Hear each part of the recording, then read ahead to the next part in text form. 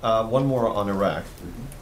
The president, during his G7 news conference in Germany last week, spoke of his desire to get the Sunni tribes involved more rapidly. He then said, and I quote, "This is part of what helped defeat AQI during the Iraq War." For the transcribers, there should be an ellipses between AQI and during.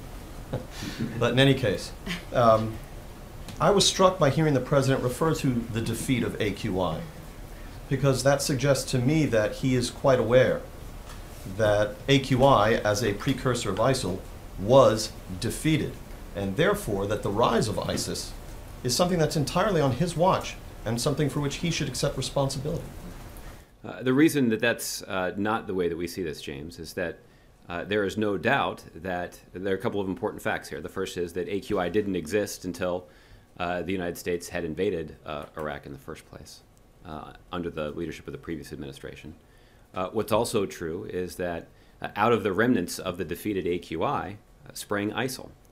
And the primary responsibility for that actually lies at the feet of Prime Minister Maliki, who failed to govern Iraq in an inclusive way, but rather, because of his failed leadership, allowed sectarian divisions to emerge and weaken that country and create an environment where ISIL was able to make surprising and significant gains across the countryside. And that's why, as Ron and I were just discussing, we believe that the linchpin of this strategy is actually a commitment, a genuine commitment on the part of the central Iraqi government to unite that country, to govern in a multi-sectarian, inclusive fashion, and to assemble a security force that will essentially secure the country in the same way.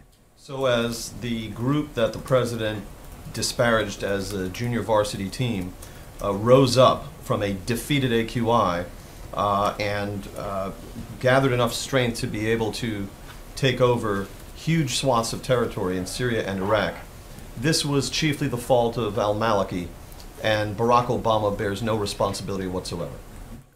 Well, James, I think the point is the Iraqi people, the Iraqi government, and the Iraqi security forces have to be responsible for the security situation in their own country. And the United States is certainly ready to partner with the Iraqi government and the Iraqi people as they try to take on that difficult task. We've assembled an international coalition to offer them that support. But ultimately, in the mind of the president, it is clearly in the best interests of the United States and our citizens and our national security interests for the Iraqi people and the Iraqi central government to take responsibility for their own country.